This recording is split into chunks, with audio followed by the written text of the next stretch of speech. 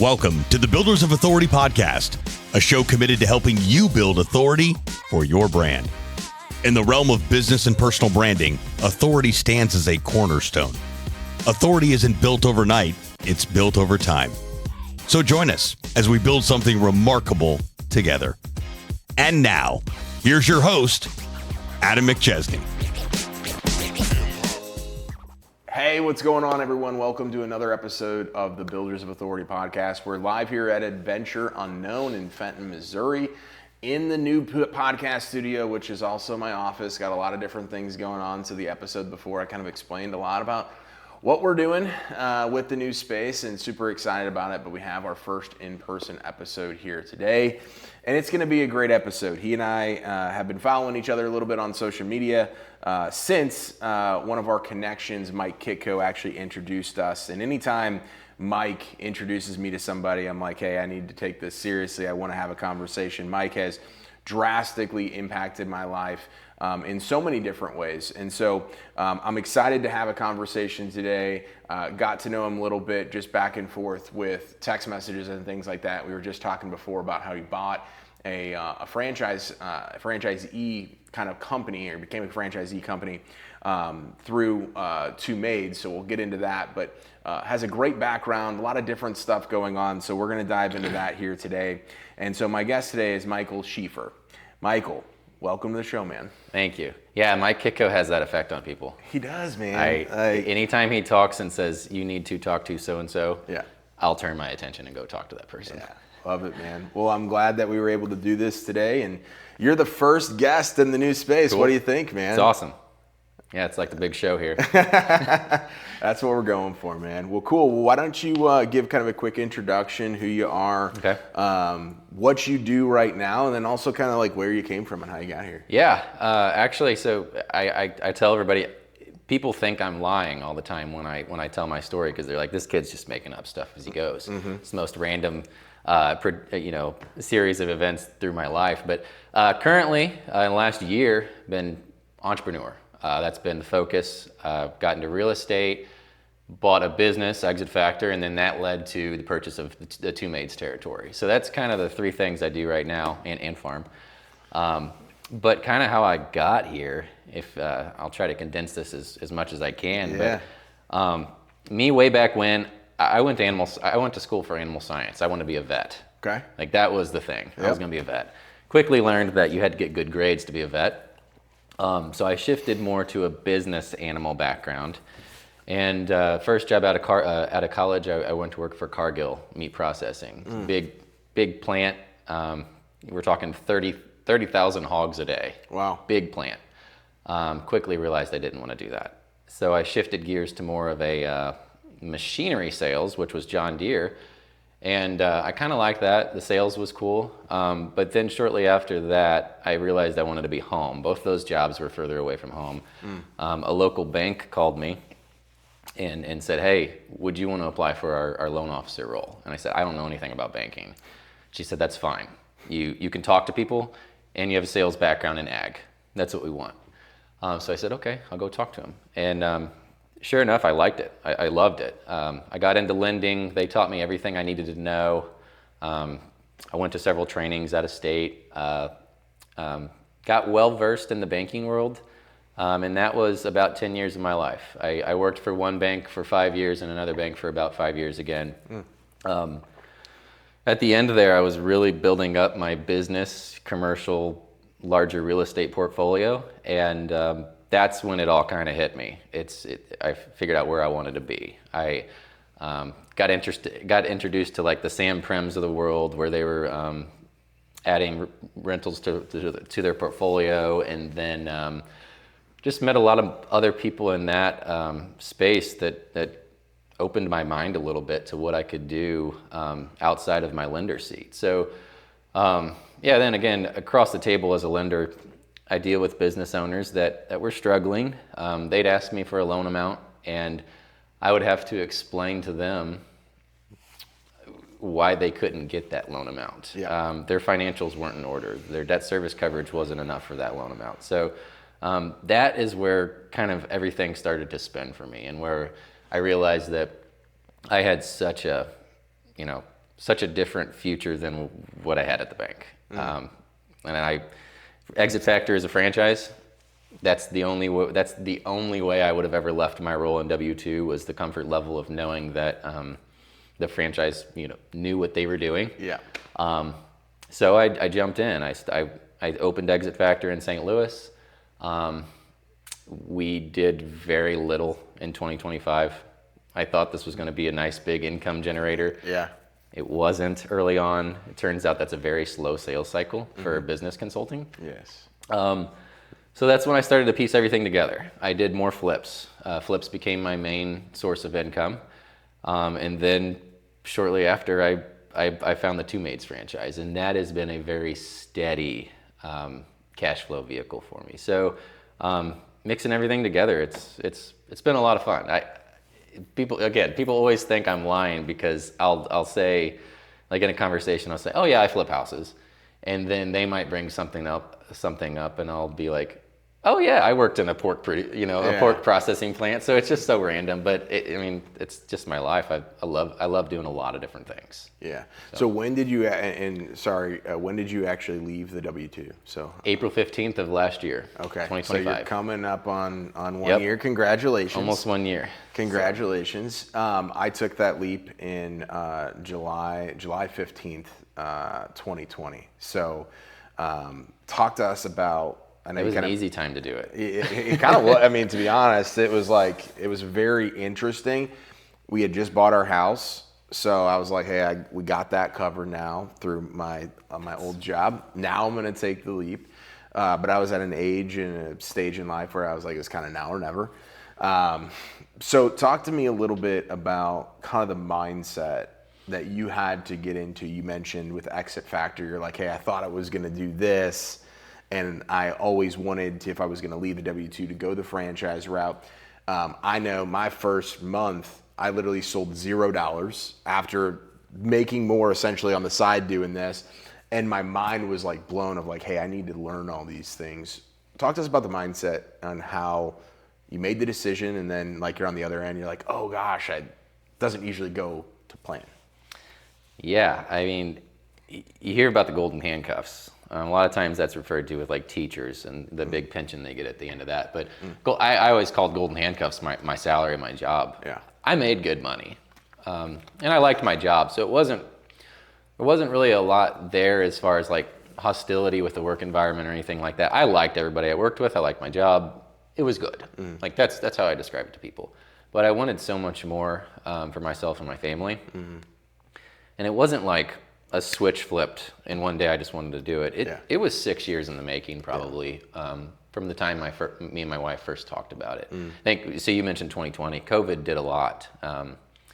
My wife left SSM at that point and went into doing her own, health coaching type of role, and then stepped into kind of the stay-at-home mom role as well. So that was kind of the first thing. And I was the hero. I stayed in my salary job to keep our health care or health coverage.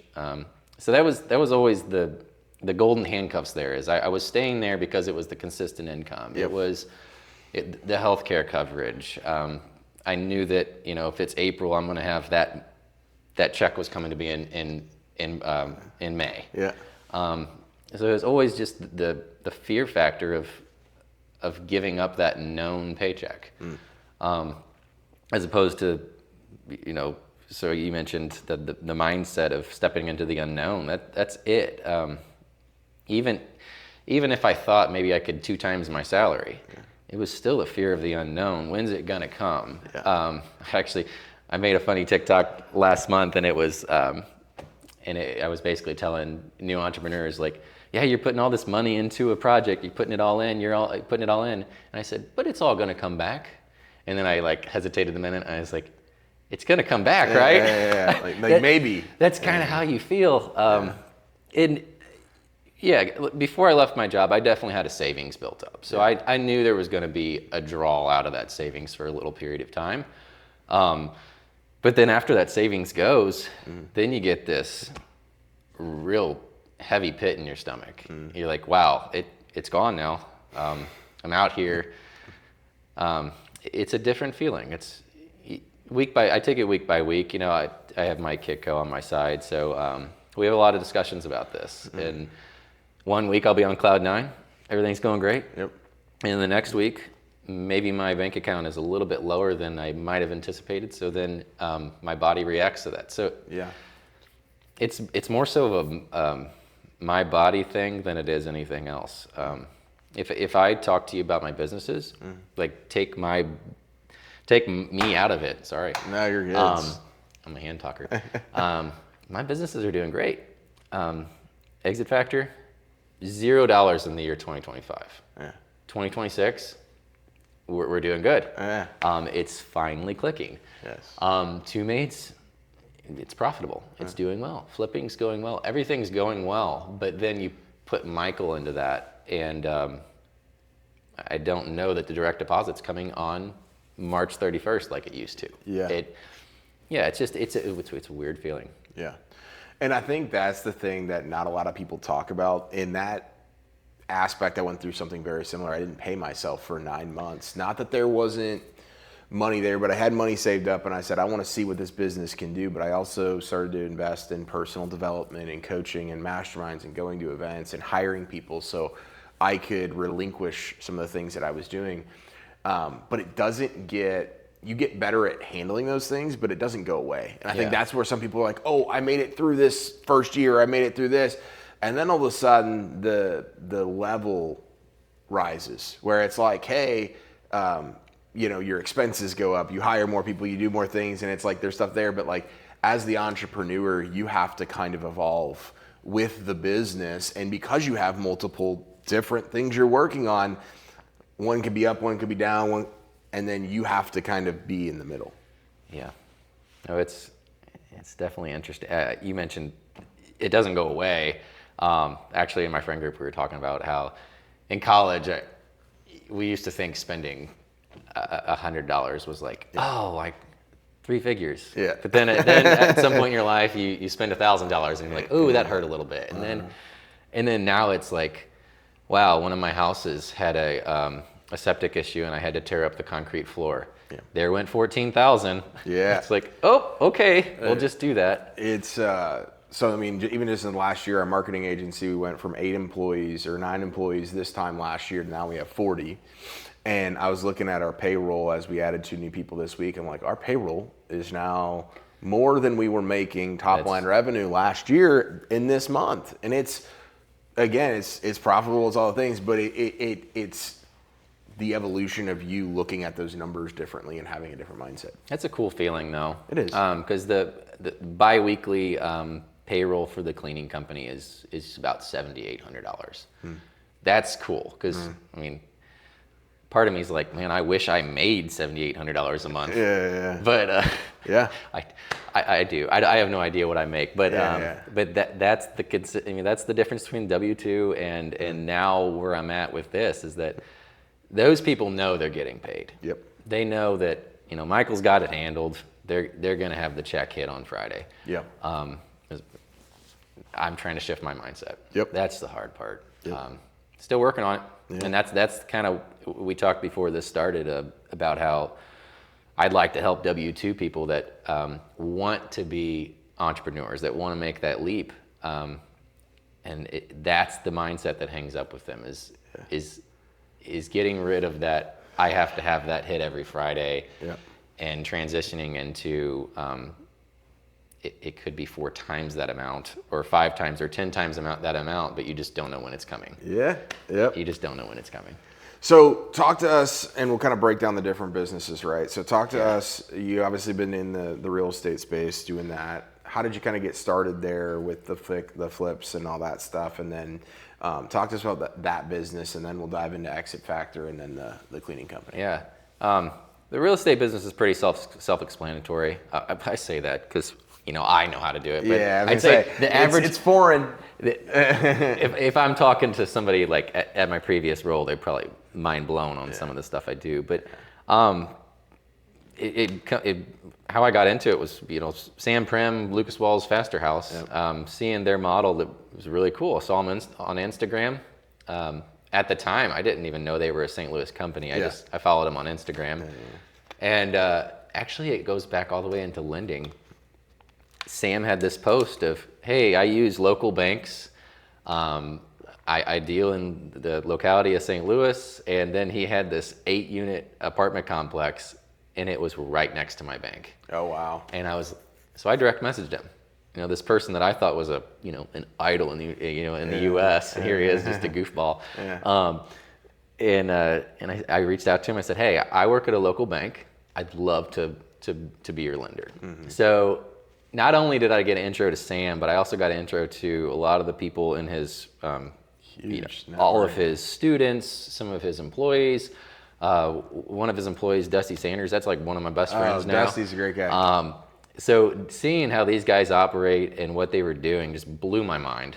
And then they kind of, especially Dusty, kind of taught me how to do it myself. Mm-hmm. And I tiptoed into it at the beginning when I was at the bank. I think I might have done a couple rentals and 5 flips before I left the bank. But since then, maybe 17. Wow. 16, 17. Yeah. And it gets to be where it's kind of just like commonplace. Like I casually told my wife last night at dinner that I was going to buy a house tomorrow. Tomorrow, me and my daughter are going to go to a closing. We're going to buy another house. It's just like, oh yeah, by the way, we're buying another house. And it's common dinner talk now. Yeah. It's not even a huge deal. It's funny how it goes from this huge milestone to now it's just everyday business. Yeah. It's fun. Yeah. I enjoy it a lot. Taking a house from a dump to, when it's done, it's going to have nice golden fixtures, beautiful floors, cabinets, all the good, That's super cool. It's fun to see. That's super cool. So talk to us about how kind of exit factor kind of came in to the play here. Yeah. Again, lending led to everything. I was dealing with business owners that were struggling. They were having a hard time dealing with lenders. They were having a hard time juggling all the things that a business owner has to do, especially if they're in the operator role. Exit Factor as a company, people might look at the name and think, oh, you help me sell. Yeah. That's easy to say. Yes, we do help businesses get to a higher valuation and an easier sales point to where a buyer, they'll be attractive to a buyer. Yep. I'd like to play on words with the name though. Exit Factor isn't only about a sale. It's about it's about helping the business owner exit the operator role. Yeah. That's the biggest thing that we are dealing with currently. Yeah. Most of our clients don't really have a short-term sale date. They really just want to be out of the operator role. Yeah. And I think especially with the millennial group, the newer generations, they don't want the typical, like my dad, for instance. He owns a heating and cooling business. He's the guy. Yeah. He's the guy that answers the phone. He's the guy that schedules. He's the guy that goes to your house and fixes your HVAC. He's the guy. That was more of a boomer Gen X type business. Yeah. And when millennials and the younger generations are buying these businesses, their wheels are turning. How can I make this more repeatable? How can I make this scalable? And that's where we come in. We're here to help with that. Yeah. So how are you finding your clients and building your brand? Because it's extremely hard. Because social media. Yeah. We have the Facebook page. I put out posts like, here's a business owner tip. And you expect these posts to be mind blowing to people, and you expect traction on your post. But the reality of it is it gets very few likes and it gets very few comments, and your head scratching. You're like, man, I really thought I threw something out there that was going to make people think. Yep. And the truth of it is that it does. They just don't interact with it, especially in this space, because if you're a business owner and you maybe are thinking about selling, or maybe are thinking about doing something drastic with your business, you're not going to go like Michael Schieffer's post that's saying, hey, I'm going to help you sell your business. Yeah. You're not going to comment on it. I have all these issues. Hey, help me. So what we're finding now, so again, we're in the infant stage of this business, about a year in. People that I've known for a long time are now talking to me. Yeah. One of my contractors that I use, he finally said, hey, I see your stuff. I want to have lunch and talk about Exit Factor. And we were talking about, that that operator role. He wants to be in a more pull the strings type role. Manage a bunch of different crews instead of be in every single house. People are seeing it, is where I was going with this, is people are seeing it as they don't necessarily interact with it. So as someone that deals with social media, you can't just stop. You can't get turned off by posting and no one interacting with your post, because people are watching and people are listening to what you have to say. So, well, I'm glad that you, I know we just got connected recently. I know we're following each other on social media, but that's what I've been preaching for so long. It's like, I will make a post, like my April Fool's Day post yesterday. I was like, Google's disavowing all the AI websites that are out there, you know, gets almost 10,000 views. That's not going to make me any money, right? But you have to have kind of that common mix. And then I go and I share the exact playbook on how to rank on Google, or how to do stuff of your own, how to get more, whatever it is. And it's like crickets on the engagement, but then I'll get the DMs either directly after that, or weeks down the line of, hey, I've seen you continue to show up, or so-and-so referred you, or I see all this stuff.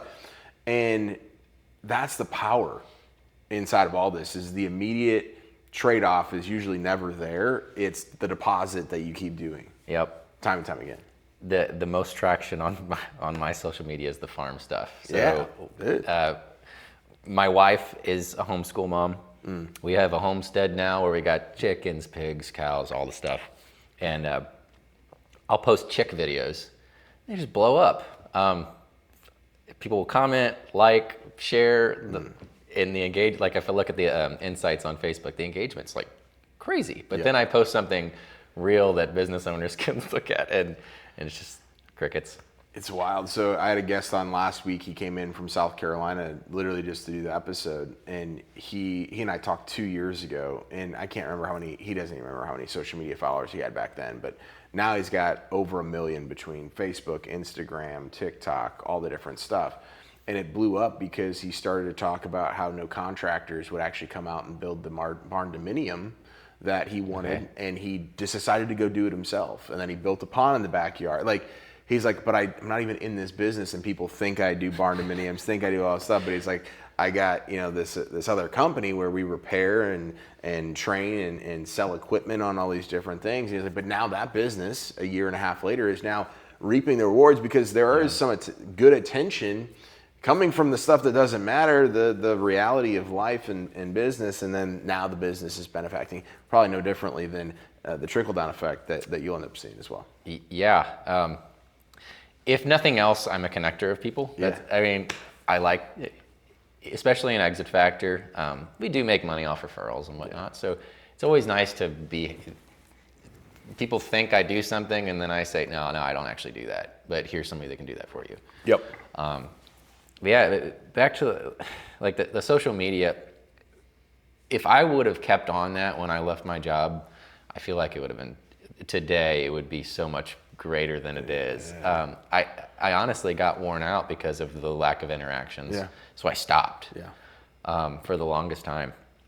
And then really January 1st is when I kind of just started ramping up again. And it's getting good. And I've kind of committed to myself. I don't care how dumb I look, or you know, you always think of, oh, my family's probably watching, like my mom and dad, or they're probably watching this and they're like, man, he's so full of crap. But you kind of just got to get past that, and I don't care anymore.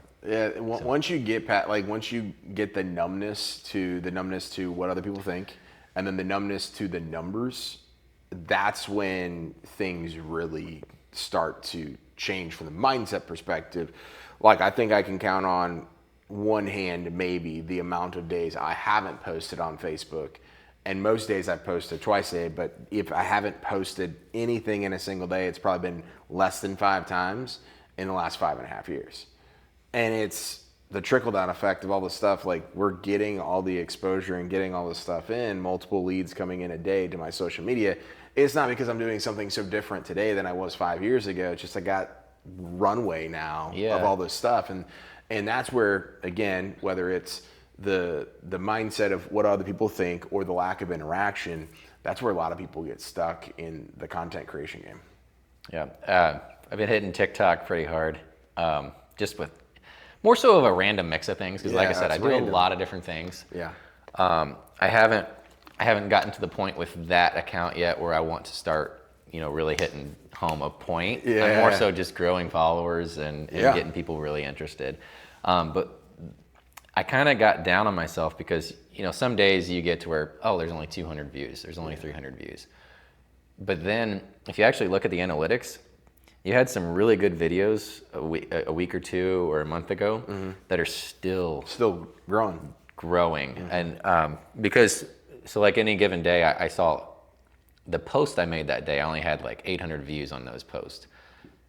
But that day I had like 1,800 views. So it was still playing my stuff that people liked. Yep. So yeah, I don't know. I haven't quite I don't understand the algorithm. But it's confusing. What I came to realize is, in the beginning, I'm like, hey, I got to post here and there and do this and do that this time of the day and this type of the algorithms are always changing. If the minute you think you got it figured out, it changes again. So it's like, hey, I'm just going to show up, create the content, and then sometimes I'm going to win, sometimes I'm going to lose, and that's just kind of the gamut of it. Yeah, the person that got me into TikTok actually, she had started a new account and she was going to, prove how easy it was to go from 0 to 1,000. And then it was right when that January algorithm glitch, whatever hit. And now she's still sitting at like 300. And it's just funny because somebody that was, really in tune with how it works now can't quite figure it out. So just got to keep being consistent. Yeah. That's the main thing I'm going for. Yeah. So how did the Two Maids come into play here? Story of my life, randomness. I am very lucky. Yeah. Chalk it up to God, good luck, consistency, whatever you want. Yeah. Think everything that I have in life just kind of naturally came my way, and that's the way I like it. My feeling is if I have to go out of my way to do something, I probably need to think twice about it. Yeah. Everything that I currently have is kind of naturally came to me. With Mike Kitko, I lead his business group, and then someone trusted me with some information. He said, "Hey, I'm trying to sell my franchise. Can you present this to the business group because maybe they might be interested in buying it?" So they gave me a one-pager of this Two Maids St. Charles franchise territory, and as I was reading the one-pager to the business group, trying to get their interest to see if they were interested, I was reading it and I was like, okay, yeah, this looks good. This looks good. And I was like, this is kind of concerning. This looks good. And I'm kind of talking to myself through this business call. And then after the fact, I just called a guy and I was like, you're like, I might be that guy. Well, I didn't say that. I was asking, hey, there was some interest in this. And then finally said, are you the one interested? And I said, yes, I am. But then maybe a month later, I think I bought it. Wow. So, and it was just the territory. It didn't have staff. It didn't have a manager or the cleaners. It just had the cleans. So on day one, I thought I was going to be the manager, but I lucked my way into one of my cousin's friends was looking for a job. Wow. She turned out to be perfect. She's great. And then we found a few cleaners.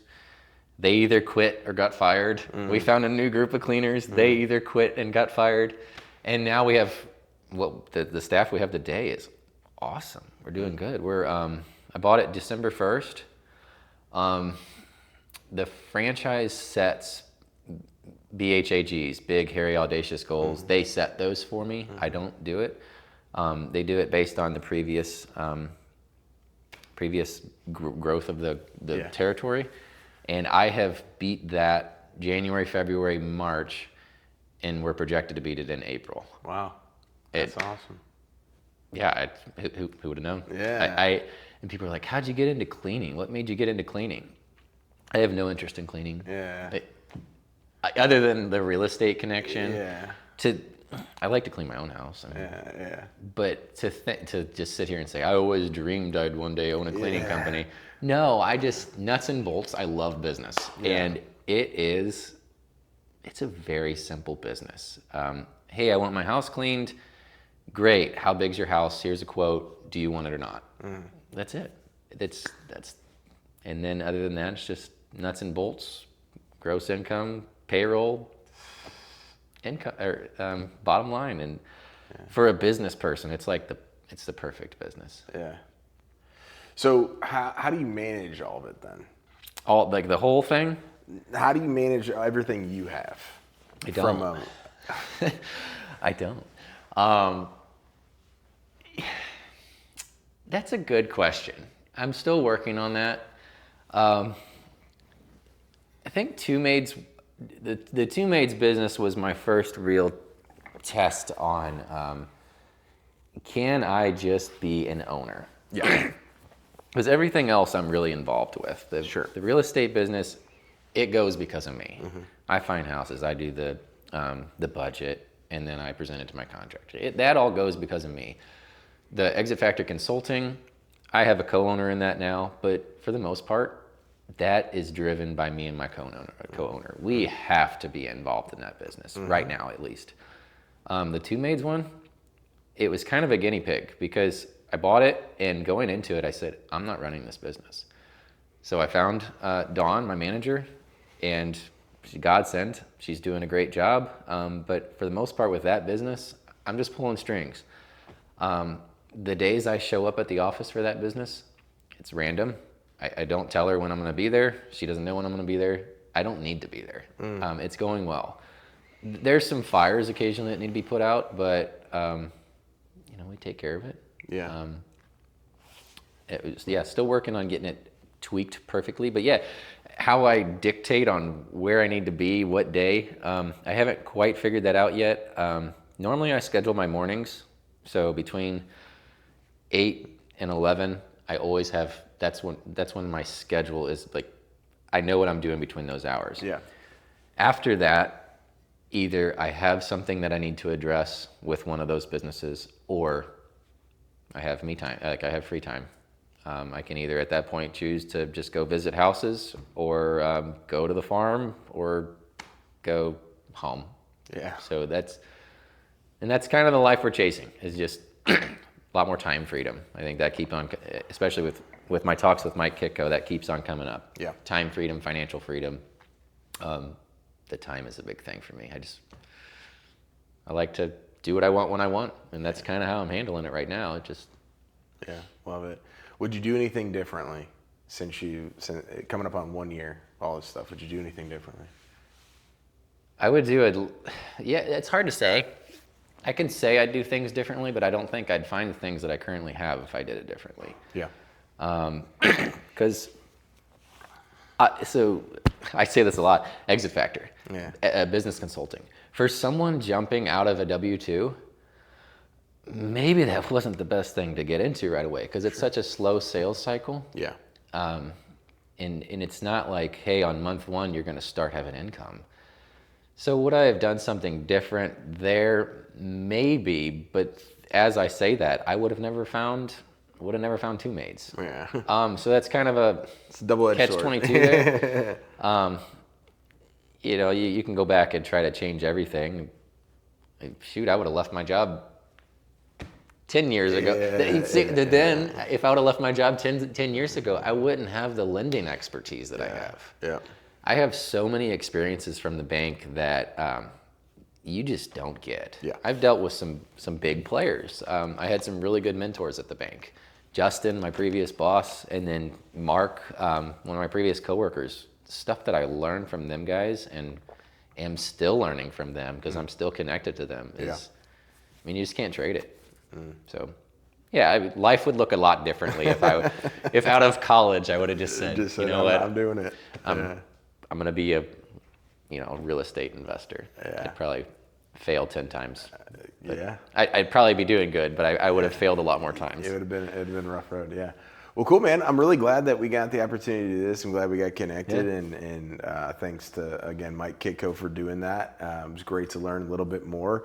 I'm always fascinated in talking with serial entrepreneurs, not just somebody that's doing the one thing, because I own multiple businesses. I have investments now. I have all these different things, and the time management and simplification versus over complexity is what I'm focused on right now. So how do I fit all the pieces of the puzzle? And I do need some advice on that a little bit, because when you have so many things going on, it's easy to confuse people. Yeah. And I think that, at least in the short term here, I would like to focus a little bit so that people know, what my angle is or what my ask is, as opposed to, hey, here's some chicks, here's some goats, here's some cows, and then, oh, by the way, here's some consulting, here's some real estate, here's some Two Maids. Yeah, no, so what I tell people all the time is 80% of your content should actually not be about business, and 20% should. So 20% is, hey, I'm selling you these things. Here's the business consulting. Here's what we got going on with Two Maids. Here's a recent flip that I just did. And the 80%, it's day in the life stuff. So I wouldn't necessarily go away from the chicks and all that stuff. I would incorporate the storytelling because you're also, again, trying to attract business owners. I would associate the storytelling aspect to what the chicks and the farm and the family life are playing a role in why you made the decision that you made. You mentioned multiple times you're chasing the time, you're chasing the freedom, you're chasing the monetary freedom, you love business. Yeah. That's not you selling Exit Factor, Two Maids, or the real estate, but you're the perfect example on how you can help those people. Right, that's a good So point. it's not sell my stuff. I share, hey, I'm doing the podcast. I updated the office. I'm with my team in Nicaragua. Like, I was posting about that every single day, but I wasn't saying, hey, come buy my marketing stuff. I'm saying, hey, these are the people that help me run this business. This is so-and-so. This is all that stuff. And then the business grows, and then it sets you up for that 20% where you're like, hey, I just talked to a business owner, third generation business. They're still using X, Y, and Z, and the owner wants to just start pulling the strings. Here's the advice that I gave him. And then you're selling, but you're really just saying, this is a conversation I had and this is where I was able to do it. Now, I think one of your other questions to that is, I have all these different businesses. So how do I pick and choose when I talk about X, Y, and Z? And what I tell people is, whatever your goal is, right, and whatever you want more of, when you have that 20%, in that 20% where you're talking about business, 80% of it should go to the main thing. So if I'm gonna really push on like 5 posts a month, where 1 post a week or whatever, where I'm really trying to sell my stuff, I had an auto glass company that we just exited last year. I would post about our auto glass company maybe once a month. All the other posts were business about the digital marketing stuff. So I would look at your bubble of like, hey, are you really needing to post about the Two Maids stuff, all of it? And again, just talking through things. Or is it, hey, if I'm gonna do 5 posts a month that are super hyper-focused salesy posts, 4 out of those 5 of those are gonna be about Exit Factor related things, and then I'll weave in all the other things because those businesses are running without you. As you mentioned, the Exit Factor is where you're kind of really in it doing those things. Yes. You answered it to a T. I like that. I'd say you guessed it. Exit Factor, I think, needs most of my attention. Yep. With that 20%. Yep. So, and I think from there, right, again, you are the perfect example, your story. And so where this ties in together is Builders of Authority creates leads, generates leads on its own now without me doing it, because we have the business brand. We have a sales guy that's also going out and doing it. But I'm still the attractive character at the top, right? Like you are with Exit Factor and the flips and all those different things. I can still generate the leads, but I generate the leads through my storytelling, not the post that I'm saying, hey, here's what we did for another client. Like, yes, that's attractive, but at the same time, they're following me because of the 80% where I'm just like, hey, this is what I learned in business, or this is a free strategy to go use. And that's your unique advantage, is your story. You're that, hey, I left this job, I was doing stuff before, here's my expertise, and you're just living your life on your terms. The people in Exit Factor want that life because their business runs them. really, yeah. So connect the dots that way. I like and I think that, yeah. You'll have a lot of success. Yeah, Exit Factor, and this 80% is the reason you should work with. Okay. Who better to work with than the person living out what you want? Because that is what I am trying to showcase with my post. All the randomness is that's what I like. I wouldn't go away from it. And then pretty soon I'm going to transition from here's all my chicks to, hey, here's me water skiing almost every weekend. Like, it's just so random. I built this. I can help you build it too. Yep. That's perfect. Love it, man. I'm going to hire you. Yeah. I give out free advice. Well, cool, man. Where can people stay connected with you and then learn more about some of your business as well? Yeah, the main thing is Michael Schieffer Facebook, but Exit Factor has its own Facebook page. Two Maids has its own Facebook page. Yeah, I'm going to really start pushing it harder on my personal page. Love it. Cool. We'll put all that stuff in the show notes. So if you're listening or watching, make sure to go follow Michael. Look at what he's doing with his companies. We're going to hold him accountable. He's going to really, really dive into the Exit Factor stuff on his social media, but I'm excited for him, man. Thank you so much for coming in, man. I hope this was helpful. I hope you had a great conversation as well. Very helpful. Thanks for having me. Yeah. Love it. Well, thank you so much for supporting the episode. As always, if you're listening on the podcasting platform of your choice, make sure to subscribe to the show so you can get all the downloaded episodes. Share this content on social media. So that way more people can learn about Michael, learn about Exit Factor, all the different things he has going on, and also learn about personal branding, digital marketing, all the things that we talk about consistently here. And then if you're watching on YouTube, like, comment on this video, and then also subscribe to the channel. Share it again on social media. It helps us get it out in front of more people. Thank you so much for watching this episode. We'll see you next week. And remember, authority isn't built overnight. It's built over time. Thanks so much for tuning into this episode. We sure do appreciate it. If you haven't done so already, make sure you're subscribed to the show wherever you consume podcasts. This way you'll get notifications as new episodes become available. If you feel so inclined, please leave us a review. We sure do appreciate it. Until next time, friends.